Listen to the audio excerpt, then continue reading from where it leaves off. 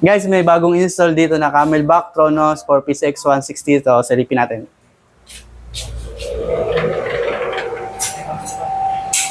Ayan. So, ayan siya. Kaya install lang, mainit-init pa. Ayan. Okay, PCX160 Camelback Poison Tronos. Ayan. PCX160, napaka-pogi yung logo niya. Tapos, yung chrome type, plastic. Tapos, hindi siya madulas. Ayan o, kumakapit. Ayan o, poging-pogi. Price nito is 2,500. Okay?